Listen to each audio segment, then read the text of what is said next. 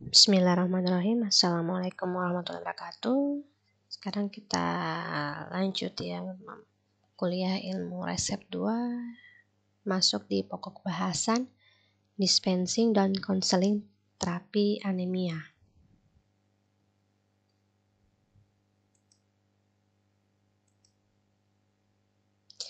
Kita ke definisi anemia terlebih dahulu ya. Sebenarnya sebelum memberikan terapi ya kita harus paham sih anemia itu suatu keadaan yang seperti apa ya. Jadi anemia itu adalah penurunan jumlah sel darah merah ya, red blood cells, penurunan jumlah sel darah merah atau penurunan jumlah sel darah merah dan hemoglobin ketika ada jumlah hemoglobin yang tidak mencukupi untuk mengirim oksigen ke jaringan, yaitu dinamakan anemia.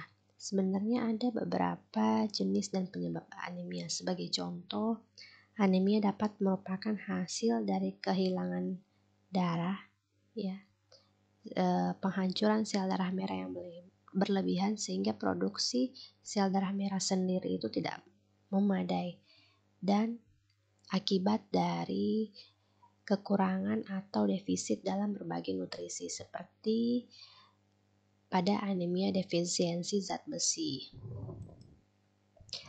Untuk terapi anemia itu sendiri dibagi karena obat digunakan terhadap anemia yang defisiensi zat besi. Anemia diobati karena dia berhubungan dengan gagal ginjal. Anemia diobati karena defisiensi asam folat dan treatment akibat dari anemia pronesia. Nah, bagaimana sih yang deskripsinya seperti apa ya? Kalau defisiensi zat besi itu ditandai dengan anemia dengan suatu jumlah zat besi yang tidak memadai di tubuh untuk memproduksi hemoglobin. Ya, kalau yang gagal ginjal, ya kenapa treatment anemia itu juga diperlukan pada pasien gagal ginjal? Karena pada produksi eritropoietin. Ya, karena eritropoietin itu adalah sebuah hormon yang dikeluarkan oleh ginjal yang untuk memproduksi sel darah merah ya. Jadi makanya ketika pasien itu mengalami gagal ginjal, itu juga dapat menyebabkan terjadi kekurangan sel darah merah akibat dari terganggunya hormon eritropoietin yang diproduksi oleh ginjal. Anemia perniciosa ya, akibat dari kekurangan sekresi oleh mukosa lambung akibat faktor intrinsik penting untuk pembentukan sel darah merah dan yang diakibatkan dari penyebab absorpsi vitamin B12 ya. Defisiensi asam folat ya, ini akibat dari anemia karena kekurangan asam folat yang salah satu merupakan komponen yang diperlukan dari sel darah merah. Bagaimana terapi akibat dari anemia yang defisiensi zat besi ya? Jadi bisa digunakan ya garam bersih seperti ferrosulfat atau ferrogluconat digunakan dalam pengobatan anemia defisiensi zat besi ini, sehingga ketika zat tersebut digunakan dapat membentuk kompilasi ya tambahan zat besi yang lebih besar dari besi yang tersedia atau tersimpan yang dalam tubuh, sehingga ketika asupan zat besi dari luar ya, dapat meningkatkan konsentrasi serum zat besi sehingga dapat mengisi kembali hemoglobin dan simpanan zat besi yang telah habis. Dapat juga digunakan ya dextran besi, yaitu zat besi parenteral. Ini digunakan untuk pengobatan anemia pada pasien tidak boleh minum obat secara oral seperti ya pada pasien yang intoleransi gastrointestinal terhadap pemberian zat besi oral. Apa ya ADR-nya? Kemungkinan adverse drug reaction ya. Garam besi kadang-kadang itu dapat menyebabkan iritasi saluran pencernaan seperti mual, muntah, diare, sakit kepala, ya, sakit punggung, dan reaksi seperti tinja berwarna gelap, ya. Sedangkan yang sediaan parenteral bisa menyebabkan seperti pada umumnya reaksi hypersensitivitas, seperti dapat menyebabkan juga reaksi anafilaksis yang fatal. Tapi ini jarang terjadi, ya. Kontraindikasi, ya, perhatian dan interaksi. Nah, untuk kontraindikasinya tentunya pada pasien yang hipersensitif terhadap obat ini, ya.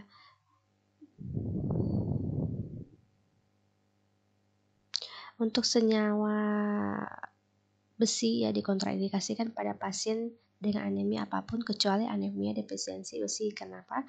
Karena senyawa yang digunakan dengan hati-hati pada pasien ini kadang tidak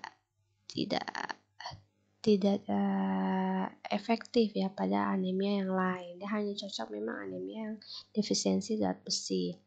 Hati-hati pada pasien yang sensitif, ya, terhadap penggunaan zat besi. Sediaan besi oral atau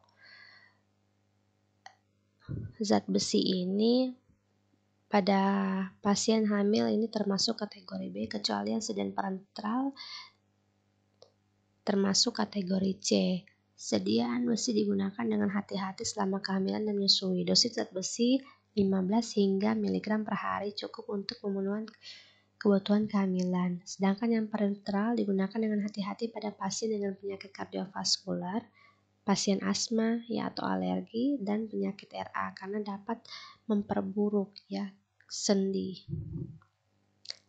Penyerapan zat besi sediaan oral secara bertahap diberikan bersamaan, ya, pada pasien yang sedang menggunakan antasida, tetrasiklin, penisilin, dan fluoroquinolone. Ya, karena kenapa? Ketika diberikan secara bersamaan, obat-obat itu bisa menjadi tidak aktif, ya, karena sama-sama dapat bisa membentuk helat.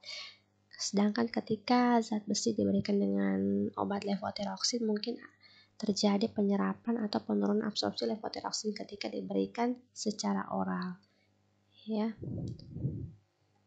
Sedangkan asam ascorbat dia dapat peningkatan zat besi oral, sedangkan yang sediaan dextran ketika diberikan bersama dengan chloramphenicol, kadar besi di dalam darah dapat menurun atau efeknya dapat menurun.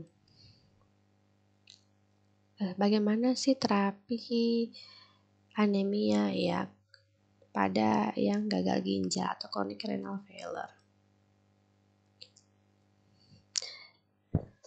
Nah, untuk terapi anemia ini digunakan epoetin alfa, ya, karena kenapa? Epoetin alfa ini adalah obat yang dipersiapkan menggunakan teknologi DNA rekombinan. Obat ini bekerja dengan cara yang mirip dengan eritropoietin alfa, ya, eritropoietin alami, hormon yang memproduksi sel darah merah, ya, di dalam ginjal. Epoetin alfa ini digunakan untuk menyembuhkan anemia yang berkaitan dengan gagal ginjal. Juga dapat anemia pada pasien dengan kanker yang menerima kemoterapi dan pada pasien yang memulai operasi elektif non-vaskular. Obat ini digunakan untuk mengobati anemia yang berhubungan dengan gagal ginjal pada pasien yang menerima dialisis serta untuk pasien yang tidak menerima dialisis. Obat-obat ini meningkatkan caranya dapat mempertahankan kadar sel darah merah dan mengurangi kebutuhan transfusi. Nah, tapi obat ini sangat juga lumayan harganya, ya. Satu vial itu harganya sekitar hampir 1 juta. Efek sampingnya, ya, surat easin epoetin alfa sendiri biasanya ditoleransi dengan baik, ya. Efek sampingnya sangat jarang terjadi tapi paling umum itu termasuk hipertensi, ya sakit kepala, takikardi, ya, dan reaksi kulit di tempat suntikan, yaitu sangat umum terjadi ya pada pasien-pasien memang yang menerima injeksi. Bagaimana kontraindikasinya ya, perhatian maupun interaksinya ya. Jadi epoetin alfa itu sendiri dikontraindikasikan pada pasien dengan hipertensi yang tidak terkontrol, mereka yang membutuhkan transfusi darurat, atau mereka yang hipersensitif terhadap albumin buatan ya. Nah, epoetin alfa ini dikontraindikasikan pada pasien dengan hipertensi yang tidak terkontrol atau alergi terhadap obat tersebut. Ya, jadi epoetin alfa sendiri itu harus hati-hati ya digunakan pada pasien gangguan kardiovaskular seperti hipertensi, jantung, ya gagal jantung kongesif atau riwayat Seizure. Nah, untuk kehamilan termasuk kategori C, jadi digunakan secara hati-hati selama kehamilan ataupun menyusui. Nah, bagaimana terapi ya anemia ya yang defisiensi asam folat? Jadi asam folat ini digunakan ya untuk pengobatan anemia megaloblastik yang disebabkan oleh kekurangan asam folat. Meskipun tidak terkait dengan anemia secara langsung ya, penelitian menunjukkan ada risiko kehilangan tabung saraf jika asam folat dikonsumsi sebelum konsepsi dan selama awal kehamilan. Jadi sebenarnya juga asam folat itu sangat penting ya diminum atau digunakan ya dikonsumsi pada ibu hamil atau ibu yang sedang merencanakan kehamilan ya. Jadi cacat tabung saraf ini bisa saja terjadi selama awal kehamilan ya, seperti yang terjadi lainnya yaitu kejadian anensefali ya, spina bifida dan menikokel. Ya, menikokel itu seperti penonjolan kantung meninge pada sumsum tulang belakang atau tengkorak. Nah, untuk layanan kesehatan masyarakat Amerika Serikat sendiri menyetujui penggunaan asam folat itu untuk semua wanita usia subur untuk mengurangi insiden tabung saraf yang sedang merencanakan kehamilan. Jadi dosis yang dianjurkan selama kehamilan dan menyusui itu sama besarnya dengan 0,8 mg ya, 0,8 mg per hari. Sedangkan yang untuk wanita usia subur atau yang sedang merencanakan kehamilan itu 0,4 mg per hari. Untuk ADR-nya sendiri itu sangat sedikit ya atau sangat jarang terjadi ya. Biasanya reaksi yang merugikan itu terkait asam folat dan leukovorin, yaitu hipersensitivitas atau alergi, tapi itu sangat jarang terjadi. Kontraindikasi, precaution and interaction, asam folat dan leukovorin itu dikontraindikasikan untuk pengobatan anemia perniciosa ya, atau anemia lain yang kekurangan vitamin B12. Untuk asam folat adalah obat kategori kehamilan ayam, nama saja dia memang sangat dianjurkan untuk ibu hamil, tentunya dia juga sangat aman ya untuk ibu hamil.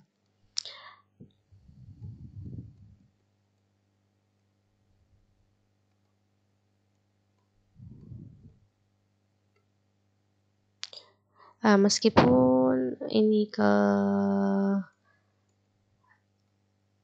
kegunaannya sangat dianjurkan ya untuk ibu hamil itu sendiri, tapi juga harus digunakan hati-hati dan tidak boleh melebihi dosisnya ya. Yang dianjurkan yaitu 0,8 ya 0,26 sampai dengan 0,28 mg per hari ini untuk yang menyusui, sedangkan kehamilan itu 0,4 mg itu sampai bisa juga ya 0,8 mg per hari ya. Untuk leukovorin sendiri ya, nah ini kategorinya C ya. Nah, ini untuk yang sebaiknya digunakan pada pasien yang defisiensi asam folat tapi yang tidak sedang hamil. Bagaimana terapi anemia pada anemia perniciosa ya? Anemia perniciosa yaitu anemia yang digunakan untuk mengobati kekurangan vitamin B12 ya. Nah, ciri-ciri pasien atau penderita yang mengalami kekurangan vitamin B12 ini pada pasien yang vegetarian ketat ya, atau pasien yang sedang mengalami gastrektomi atau reseksi lambung ya, sehingga kemungkinan kehilangan faktor intrinsik itu sangat besar ya. Orang yang memiliki penyakit usus seperti kolitis ya, kolitis ulcer tifai atau sariawan.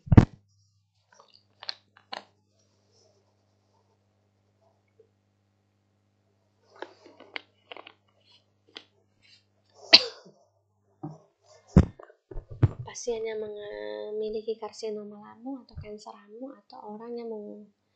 atau pasien yang mengalami penurunan jumlah sel lambung sehingga mensekresi faktor intrinsik itu dapat menyebabkan kekurangan cairan lambung. Kekurangan vitamin B12 ini ya akibat pasien itu kekurangan yang mengkonsumsi daging ya, susu, telur, karena vitamin B12 ini kebanyakan terkandung pada protein hewani ya.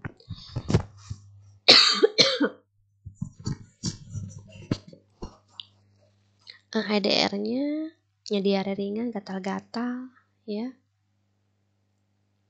Tapi ini sangat jarang terjadi ya. Mungkin reaksi berbahaya lainnya ya dapat terlihat pada peningkatan sel darah merah ya, seperti jerawat ya, trombosis perifer ya. Tapi ini sangat jarang terjadi. Yang penting tidak digunakan saja secara berkepanjangan. Bagaimana kontraindikasinya ya, precaution maupun interaksi? Vitamin B12 ini dikontraindikasikan pada pasien yang alergi kobalt ya. Kategori kehamilannya A. Sedangkan yang parenteral sendiri kategorinya C ya.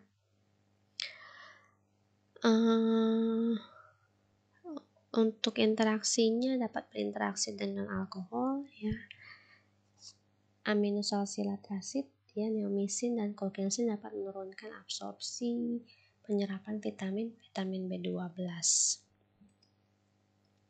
Apa saja yang perlu dinilai ya sebelum terapi anemi pada pasien ya. Jadi kita harus dulu bertanya kepada si pasien riwayat keluhannya apa ya. Kita tes dulu ya laboratorium untuk menentukan sebenarnya dia ini jenis anemianya apa ya, anemia defisiensi zat besi ya, atau anemia. Kalau anemia defisiensi zat besi tentu melihat kadar besinya dalam darah, atau anemia perniciosa ya, atau anemia akibatkan oleh CKD ya, untuk melihat jenis keparahan dan penyebab anemia itu sendiri ya. Kadang-kadang juga penyebab anemia itu juga tidak jelas ya, jadi perlu dilihat tanda-tanda vitalnya ya. Perlu juga dilihat penilaian fisik lainnya ya, seperti tekanan darah ya, frekuensi napas maupun frekuensi nadi untuk melihat potensi kejadian ADR.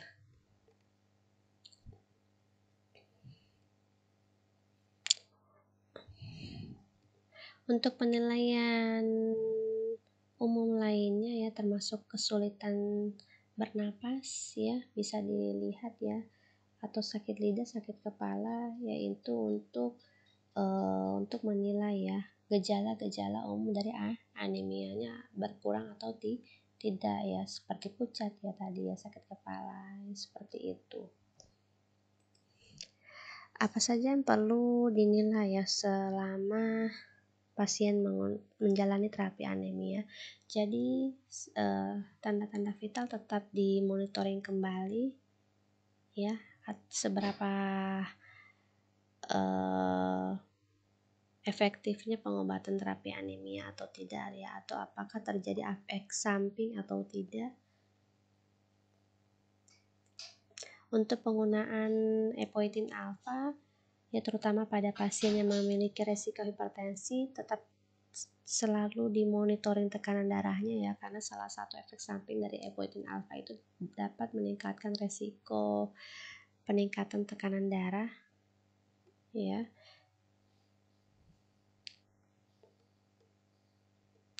Nah, untuk pasien yang sedang menerima zat besi ya, perlu juga disampaikan kepada pasien itu akan pada saat buang air ya atau defekasi, tinjanya akan menjadi lebih hitam ya. Jika terjadi diare atau sembelit ya, segera diberitahukan kepada pasien untuk melaporkan ke tenaga kesehatan ya, karena itu biasanya terjadi pada pasien yang sedang mengkonsumsi zat besi. Planningnya apa ya? Jadi yang diharapkan untuk pasien itu pengobatannya lebih optimal, bagaimana tata laksana konstipasi ya, status gizi yang adekuat ya, konstipasi ya sebaiknya apa ya, tentunya memperbanyak mengkonsumsi makanan yang berserat tinggi. Ini contoh-contoh sediaan terapi anemia ya. Ini besi dextran ya, atau parenteral, ini ada sangobion ya, ini untuk vitamin B12 atau anemia perniciosa ya. Nah, di sini kalian bisa lihat ya beberapa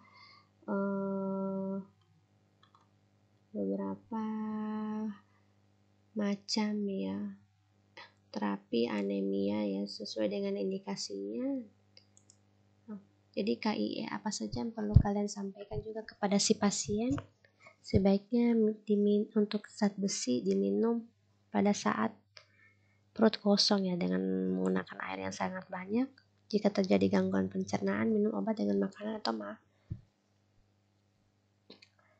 atau diselingi dengan makanan ya. Jangan minum antacid, tetrasiklin atau antibiotik yang lainnya yang mengandung beta-laktam, karena bisa membentuk helat tadi ya. Atau sebaiknya diminum 2 jam sebelum atau setelah menggunakan atau meminum zat besi.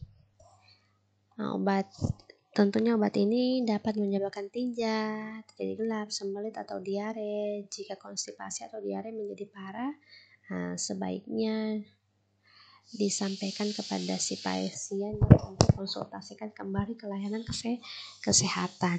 Lakukan tes darah secara berkala apakah treatment zat besinya ini efektif atau tidak. Nah, untuk epoetin alfa sendiri, kayak apa yang perlu disampaikan kepada si pasien ya.